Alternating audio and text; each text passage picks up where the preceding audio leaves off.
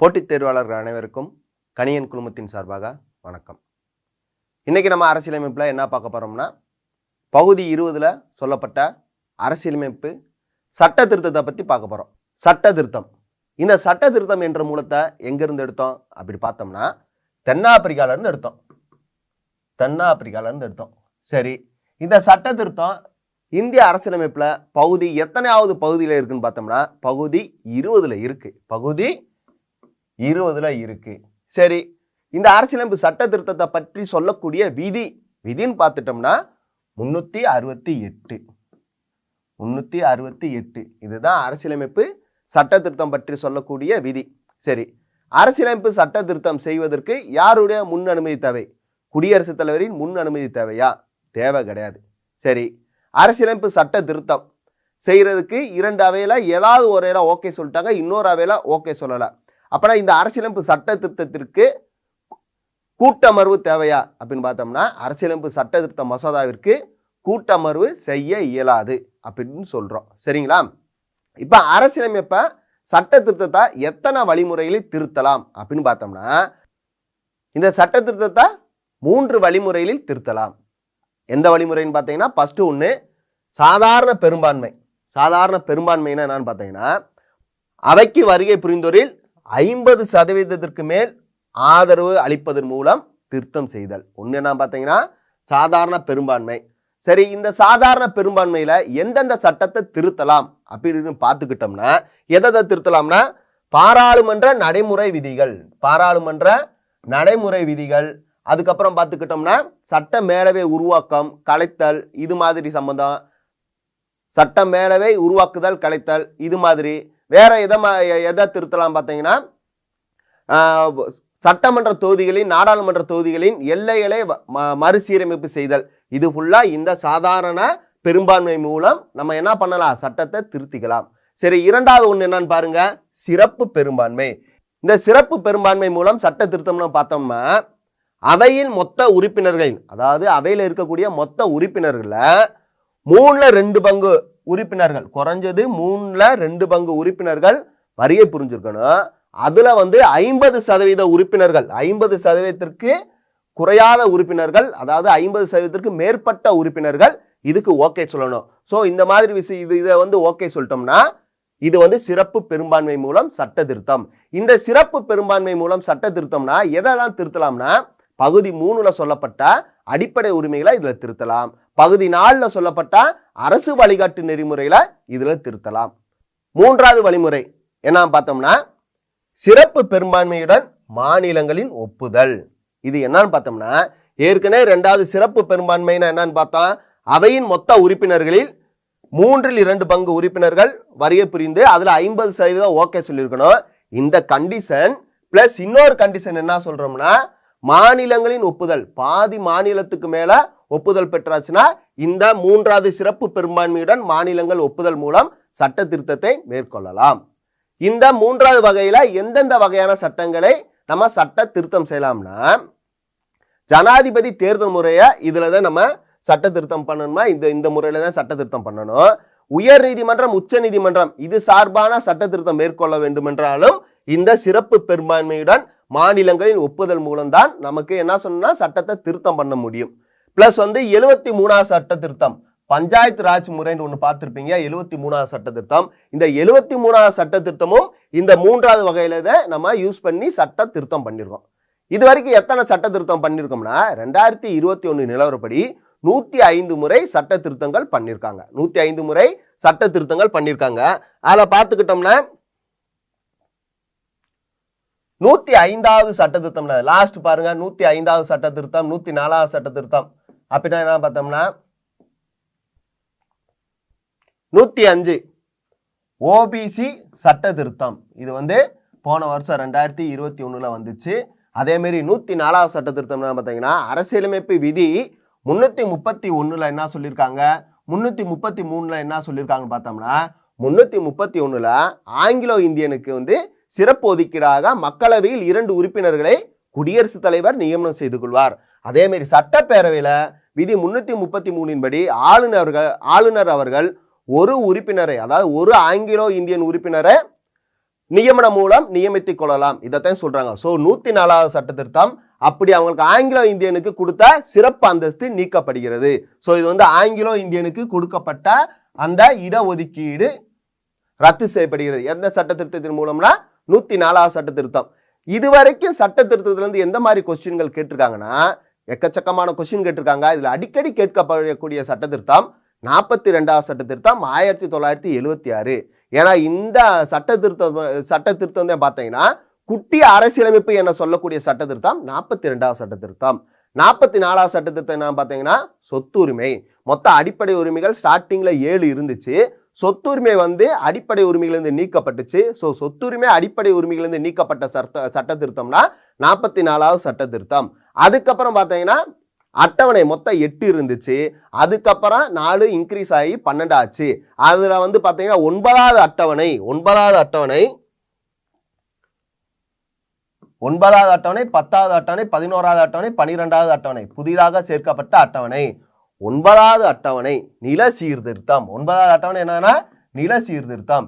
இது வந்து முதல் சட்ட திருத்தத்துல என்ன சட்ட திருத்தம் மூலம் நில சீர்திருத்தம் வந்திருக்கு. அடுத்து 10வது அட்டவணையில வந்து பாத்தீங்கன்னா கட்சித்தாவல் தடை. அந்த கட்சித்தாவல் தடை என்பது 10வது அட்டவணையாக 52வது சட்ட திருத்தத்தின் மூலம் வந்திருக்கு. 11வது அட்டவணை பஞ்சாயத்து ராஜ். இது பார்த்தோம்னா 73வது சட்ட திருத்தத்தின் மூலம் வந்திருக்கு. அடுத்து 12வது அட்டவணை பார்த்தீங்கன்னா நகர்பாலிகா. இது 74வது சட்ட திருத்தம் மூலம் வந்திருக்கு. இதை பாருங்க, அந்த சட்ட திருத்தம் அந்த அட்டவணை கொண்டு வரப்பட்ட சட்ட திருத்தம் பாருங்க 1 2 3 4 அப்படி வரிசையா இருக்கும். உங்களுக்கு மறந்துச்சுன்னா இந்த மாதிரி ஒரு வேடிங்க நீங்க ஞாபகம் வச்சுக்கலாம். மொழிகள் பற்றி சட்ட திருத்தம் அப்படின்னு பார்த்தோம்னா நமக்கு அங்கீகரிக்கப்பட்ட மொழிகள் ஸ்டார்டிங்ல மொத்தம் 14 இருந்துச்சு. இன்னைக்கு மொத்தம் 22 மொழிகள். 15வது மொழியாக சிந்தி மொழி சேர்க்கப்பட்டது. எத்தனாவது சட்ட திருத்தம்னா 21வது சட்ட திருத்தம்.